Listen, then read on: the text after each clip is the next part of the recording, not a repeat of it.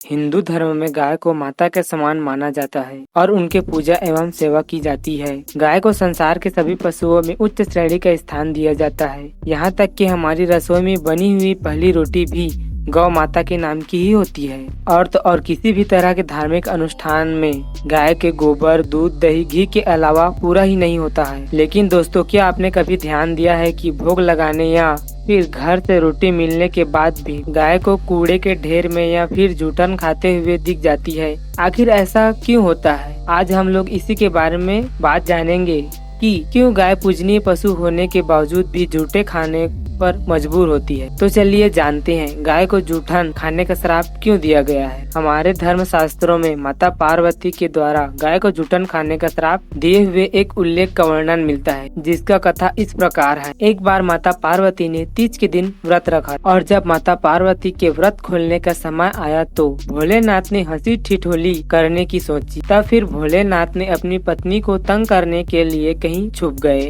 माता पार्वती ने अपने पति को ढूंढने के लिए चारों दिशाओं में भ्रमण किया, फिर भी भोलेनाथ कहीं नहीं मिले। तब फिर माता पार्वती जब निराश हो गई, तब जाकर किसी एक स्थान पर बैठ गई और वहां अपने पति को लौटने का इंतजार करने लगी। समय बीता के फिर भगवान शंकर उनके पास नहीं पहुँचे। सूर्य ढलने वाला था। ऐसे में माता पार्वती ने सोचा, भगवान तो खुद ही इस संसार के जनक है, जिनसे कोई भी बात छिपी नहीं है। वैसे में वह जहाँ भी होंगे वह हमें पूजा करते हुए जरूर देख लेंगे। यह सोचकर माता पार्वती ने मिट्टी का शिवलिंग बनाया और उनकी पूजा करने लगे।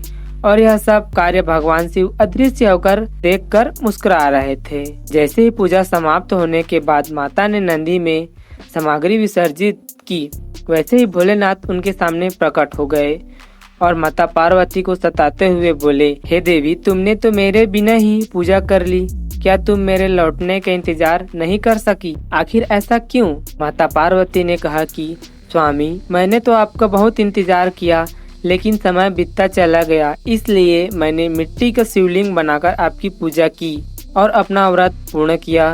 तब भगवान शिव ने बोला कि मैं तुम्हारी बात का विश्वास कैसे करूं? क्या तुम्हारे पास कोई साक्ष्य है? तभी वहां माता ने एक गाय को खड़ा देखा जो सब कुछ देख रही थी। माता पार्वती ने भोलेनाथ से कहा कि यह गाय मेरी पूजा की साक्षी है, आप इन्हें भी पूछ लीजिए। लेकिन वह गाय भी भगवान शंकर के साथ ही हंसी ठिठोली से वाकिफ थी। तब भगवान ने उस गाय से पूछा कि ये क्या सच बोल रही है? तब गाय ने भी भगवान शिव के साथ देते हुए ना में सिर हिला दिया। तब महादेव ने हंसते हुए माता पार्वती से कहा कि वह हंसी ठिठोली कर रहे थे और उन्हें सत्य का ज्ञान है।